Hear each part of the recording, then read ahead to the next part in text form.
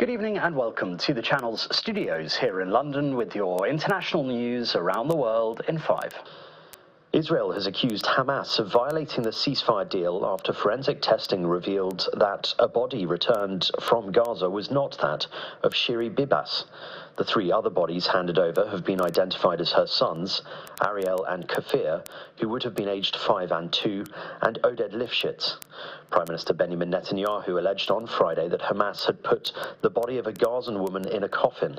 Hamas has not yet responded to this or the IDF claim that the boys were brutally murdered by terrorists in captivity in November 2023. Hamas had previously said the children and their mother were killed in an Israeli bombing. 3 empty buses have exploded on the southern edge of Tel Aviv in what Israeli police say is a suspected terror attack. It happened in parking lots in the city of Bat Yam. There were no casualties. Devices on 2 other buses failed to explode. Benjamin Netanyahu has ordered the Israeli military to carry out an intensive operation against centers of terrorism in the occupied West Bank in response. Footage on social media showed at least 1 bus on fire in a parking lot, with a large plume of smoke rising above. Police said officers are still trying to locate more bombs in Tel Aviv. 12 civilians have been killed over the past day after Russian strikes, according to Ukrainian officials, with homes and infrastructure hit. Meanwhile, Ukrainian Prime Minister Volodymyr Zelensky says he discussed the need for reliable and clear security guarantees to end the war during a meeting with Trump's envoy. US envoy Keith Kellogg is trying to persuade Mr. Zelensky to sign a deal which would give the US access to Ukraine's critical minerals, something the president has so far refused to do. The leaders of Hong Kong's Democratic Party have announced plans to dissolve what was once the city's largest opposition group. Members will soon vote on the final decision on whether to shut down the 31-year-old party. The party has been struggling to survive following moves by China to crack down on dissent in the city in the wake of the 2019 protests. Beijing and Hong Kong's government have argued that such moves were necessary for national security. As part of the crackdown, Beijing overhauled the former British colonies' polling systems. All in all, I think that is a decision that we made, that we consider the overall political environment in Hong Kong and all those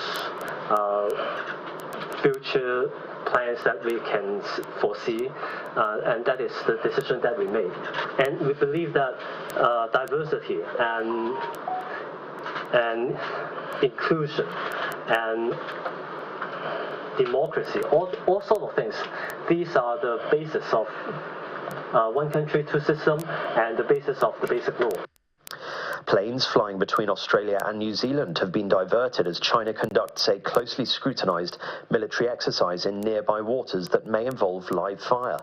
The rare presence of 3 Chinese naval ships in the Tasman Sea has put both Antipodean countries on alert in recent days, with Australia calling it unusual. Australian airline Qantas said it was temporarily adjusting the routes of its planes, and other carriers have reportedly done the same.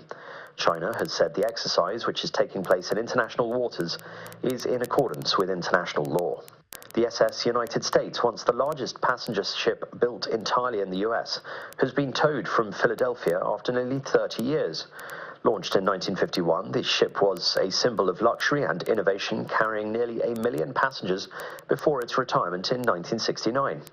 Now on its way to Alabama, it will be intentionally sunk to form the world's largest artificial reef. The transformation aims to support marine life and attract divers to the site. And Elon Musk has spoken at the Conservative Political Action Conference in Washington, D.C. He was later presented with a chainsaw on stage by Argentina's President Javier Milei. Waving the chainsaw above his head, Mr. Musk told attendees that it was the chainsaw for bureaucracy. Milei famously wielded the power tool during his successful 2023 run for Argentina's presidency, a symbol of the deep cuts he has made to the country's state spending. And that's your international news around the world in 5. Now back to the channel's studios in Lagos.